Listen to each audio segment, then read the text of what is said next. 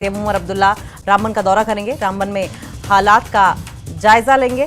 भारी बारिश और भूस्खलन से नुकसान हुआ था काफी रामबन में, और इसी के मद्देनजर खुद मुख्यमंत्री उमर अब्दुल्ला रामबन पहुंचकर देखेंगे कि कहां नुकसान हुआ है, कहां रिपेयर की जरूरत है और किस तरह की मदद वहां के स्थानीय लोगों को इस भारी तबाही के बाद देखने को मिल रही है, जूझना पड़ रहा है और उससे जरूरत महसूस हो रही है।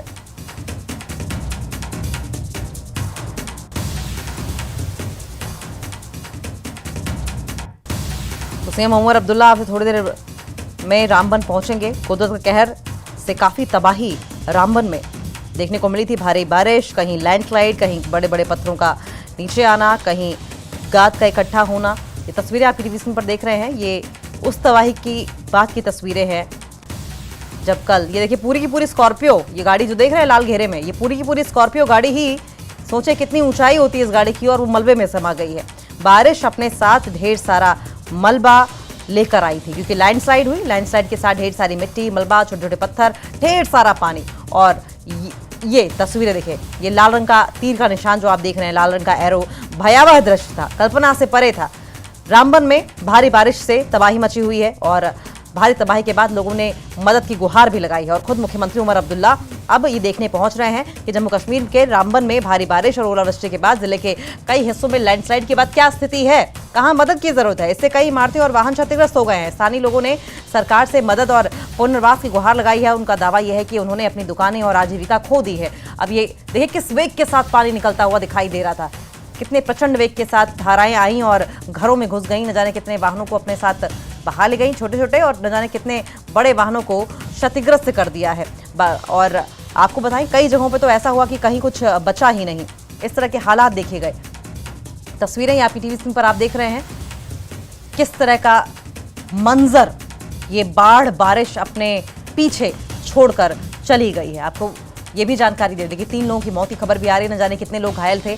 आप देखें कि कई जगहों पर ये देखिए बड़े बड़े पत्थर भी आए हैं लैंडस्लाइड के बाद, जब बड़े बड़े पत्थर, छोटे पत्थर, और ऐसे में जगह जगह जल भराव की स्थिति से भी निपटना पड़ रहा है, 2-4 होना पड़ रहा है।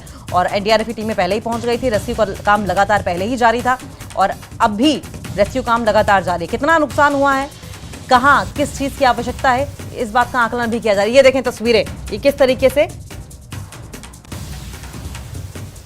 बिलाल बाली फोन लाइन पर हमारे साथ जुड़ गए हैं। बिलाल, कुछ देर में जानकारी मिल रही है कि उमर अब्दुल्ला पहुंचने वाले हैं। जी बिल्कुल अंकिता, देखिए जम्मू कश्मीर के वजीर आला जो है उमर अब्दुल्ला पहले ही शेड्यूल थे दिन को आने के लिए, लेकिन मौसम अचानक खराब हो गया बाद दोपहर को, जिसकी वजह से जो चंद्रकोट साइड से उनके आने का प्लान था वो डिले हो गया। और उसके बाद अभी जो हमारे पास इतलात है कि उमर अब्दुल्ला जो है निकल चुके हैं रामबन की तरफ, और उनका कारवां जो है इस वक्त रामबन के और रामसू के इतराफ में पहुंचा हुआ है। और वो मारूग साइड से इस नेशनल हाईवे का जो है विजिट करेंगे और रामबन में जो आपदा आई है उसका जो जमीनी सतह की जो सूरत हाल है उनका जायजा लेने के लिए यहाँ पहुंच रहे हैं। उनकी हमरा और भी गवर्नमेंट मशीनरी होगी, ऑफिसर्स की टीम भी है, तो अभी वो कुछ देर बाद यहाँ पहुंचने वाले हैं। और जमीनी सतह पर जो है इस वक्त जो सूरत हाल है, चाहे वो रिस्टोरेशन का काम हो या रेस्क्यू ऑपरेशन हो, उनकी सूरत हाल जानने के लिए वजीर आला खुद जो है उमर अब्दुल्ला यहाँ पहुंच रहे हैं। वो अब से कुछ देर बाद यहाँ पहुंचेंगे और जमीनी सतह पर जो सूरत हाल है उसका जायजा लेंगे। और यहाँ पर जो दरमांदा मुसाफिर है, चाहे ट्रक ड्राइवर्स है, टूरिस्ट है, या जो गाड़ियां जमीन के अंदर दबी हुई है, मलबे के अंदर दबी हुई है, उनको भी निकालने के लिए अवाम ने जो है आवाज उठाई है। घरों को नुकसान पहुंचा है,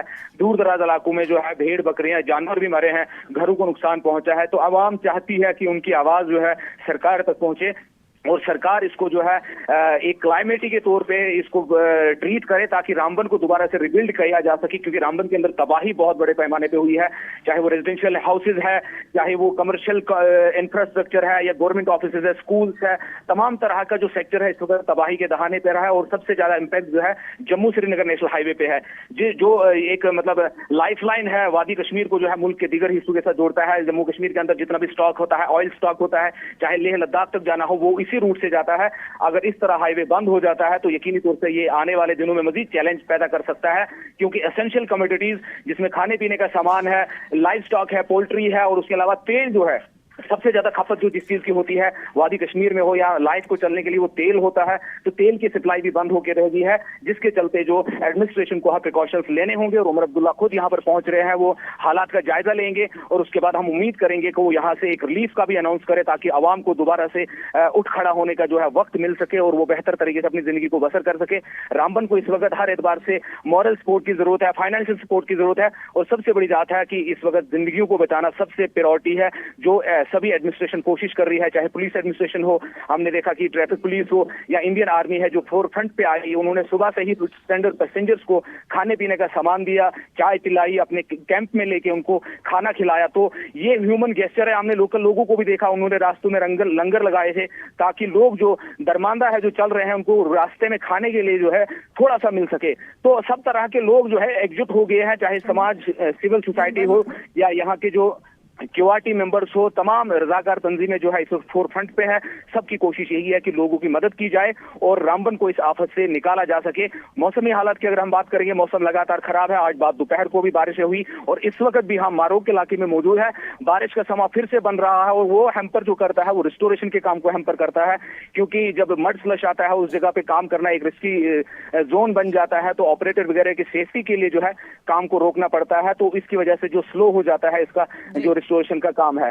तो मजमूई तौर पर हालात संगीन बने हुए हैं। उमर अब्दुल्ला साहब आ रहे हैं, उम्मीद कर रहे हैं कि वो आपसे कुछ देर बाद पहुंचेंगे। न्यूज़ 18 लगातार ग्राउंड जीरो पर मौजूद है और हमारी यही कोशिश है कि लोगों तक जो है जमीनी हकाइक पहुंचे और इंतजामिया हुकूमत तक और सेंट्रल गवर्नमेंट तक ये बात पहुंचे कि रामबन के अंदर के हालात क्या है और उनसे निपटने के लिए क्या इक़दाम किए जाएं। सड़कें हैं जो कि क्षतिग्रस्त हुई हैं, वो कौन कौन सी सड़कें हैं? कोई राजमार्ग ऐसा है जो कि जम्मू को कश्मीर से या पूरे भारत देश से जोड़ता है? और अगर ऐसा है तो क्या जो रेस्क्यू का काम है और जो एड पहुंचाने का काम है वो चैलेंजिंग हो जाने वाला है? हाँ, यकीनी तौर पे जम्मू श्रीनगर नेशनल हाईवे को जोड़ने के लिए जब आपके पास एनडीआरएफ की टीम्स जो है, यूटीडीआरएफ की टीम है, लोकल एडमिनिस्ट्रेशन हो या वॉलंटियर्स हो, जब उनको वहां तक रसाई करने के लिए उनको रोड का एक्सेस होना बहुत जरूरी है। हमारे पास मुगल रोड एक अल्टरनेट है, लेकिन वो वादी कश्मीर को पुंछ और रियासी के जरिए मिलाता है और वहां पे भी सिर्फ लाइट मोटर व्हीकल्स चल सकते हैं, हैवी मोटर व्हीकल्स वहां पे चलना पॉसिबल नहीं है। मौसमी हालात खराब है, अगर मौसम खराब हो गया तो पीर की गली भी है वो भी इफेक्ट हो जाती है। तो इस जम्मू श्रीनगर नेशनल हाईवे जो है NH-44 जिसे कहा जाता है, जो कश्मीर से कन्याकुमारी तक चलता है, इसका चला रहना और इसका रिस्टोर होना जो है बहुत जरूरी है, ताकि रामबन के लोगों तक जो है रिलीफ और उनकी सहायता की जाए, एडमिनिस्ट्रेशन भी पहुंच सके और लोगों को जो है दूर दराज इलाकों की अभी हालात जो है वो सबकी नजरों से ओझल है। वहां तक ना कोई मीडिया की टीम पहुंच पाई है, ना एडमिनिस्ट्रेशन पहुंच पाई है। सिर्फ एक आंकड़न और अंदाजा लगाया जा रहा है, क्योंकि लोकल कनेक्टिविटी भी जो है अभी वो डिसकनेक्ट है। तो इस एतबार से अगर हम देखें, किसानों को बहुत नुकसान हुआ, फल फ्रूट दार जो पेड़ थे वो सब तबाह हो गए हैं, लोगों के लाइफ स्टॉक जो जिनका जीने का भरोसा है वो उस बादल फटने की वजह से लोगों के जानवर 50-50 मर गए हैं। तो ये मजमूई तौर पर तस्वीर जो है बालाई इलाकों में डिस्ट्रिक्ट रामबन जो है वो हिली एरिया है, यहाँ की टोपोग्राफी बहुत टफ है। इस सिलसिले में यहाँ आगे पहुंचने में जो मजीद वक्त लग सकता है और चैलेंज तो यकीनी तौर से है। अब उम्मीद यही की जा सकती है कि प्रोएक्टिव तरीके से यहाँ पे अप्रोच लिया जाए। सिविल एडमिनिस्ट्रेशन, इंडियन आर्मी और जो जम्मू कश्मीर गवर्नमेंट है, सब लोगों को मिलजुल के काम करना होगा ताकि रामबन को इस वक्त इस आपदा से बाहर निकाला जा सके। जी अंकिता। बिलाल, कुछ लोग ऐसे भी हैं जो पुनर्वास की बात कर रहे हैं, क्या उनके घर पूरी तरीके से क्षतिग्रस्त हो गए हैं? और अगर ऐसा है तो उनके सामने खाने पीने की समस्या होगी, कैसे गुजर बसर इस वक्त कर रहे हैं वो? हाँ बिल्कुल, कई जगहों पर हमारे पास जो रिपोर्ट्स आई है वो ये आई है कि लोगों के मुकम्मल घर जो है वो तबाह हो चुके हैं। उनके जहाँ पर डेथ्स हुई है, जो बागना इलाके में जो है सबसे बड़ा क्लाउड बर्स्ट हुआ, तो उस इलाके में जो तीन डेथ्स हुई है, तो उनके घर मुकम्मल तौर से तबाह हो गए हैं। उन्होंने अभी इस वक्त जो है टेम्परेरी शेल्टर लिया हुआ अपने नाइबर्स के यहाँ पे, किसी ने जो सरकारी स्कूल अगर महफूज है वहां पे लिया हुआ है। तो एडमिनिस्ट्रेशन ने भी, हमने देखा कि धर्मकुंड इलाके में दरियाए चिनाब का पानी जब बढ़ गया तो वहां पे भी घर काफी जो है उसकी जद में आ गई, जिसके चलते एडमिनिस्ट्रेशन ने और पुलिस ने खासतौर से लोगों को वहां से निकालकर रामबन के कम्युनिटी हॉल में और दीगर जो रिलीफ सेंटर जो बनाए गए एडमिनिस्ट्रेशन की तरफ से वहां पे पहुंचाया है, ताकि उनको वहां पे खाने पीने की चीज तो बेसिक कम्युनिटी दी जाए। अभी तक उनको घर लौटने के लिए जो है फिलहाल कोई इकदाम नहीं हो पा रहे हैं, क्योंकि जब तक 100% उस जगह को सेफ न करार दिया जाए लोगों को वापस जाने की इजाजत नहीं होगी। जी अंकिता। बहुत बहुत शुक्रिया बिलाल, आपका नजर बनाए रखें, आगे भी इस पर आपसे अपडेट लेते रहेंगे।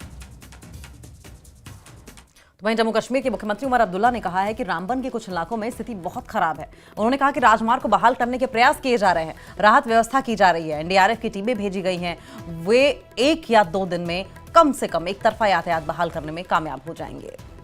रामबन के जो रिपोर्ट्स आ रहे हैं वहाँ वाकई कुछ इलाकों में हालत बहुत ख़राब है, ख़ासकर हाईवे के इर्द गिर्द। कल मैंने मौके पे डिप्टी सीएम साहब को भेजा था। मुकामी जो हमारे एमएलए दो हैं रामबन के और बानीहाल पे के, वो भी मौके पे मौजूद हैं। कोशिश की जा रही है कि फौरी तौर जो है एक तो हाईवे को हम रिस्टोर करें। हाईवे के रेस्टोरेशन के साथ साथ जो रेजिडेंशियल एरियाज़ इन पस्सियों में जो हैं बह गए हैं उनको हम किसी तरह जो है रिस्टोर करें। रिलीफ जो है उसका इंतज़ाम किया जा रहा है और मरकज़ से बात की जा रही है कि नेशनल डिज़ास्टर फोर्स जो है उनको भी वहाँ पे मौके पे भेजा गया है। प्राइम मिनिस्टर्स रिलीफ फ़ंड और बाकी रिलीफ फ़ंड्स को भी टैप किया जाएगा ताकि जहाँ जहाँ नुकसान हुआ है उस नुकसान का मुआवजा जो है लोगों को मिले।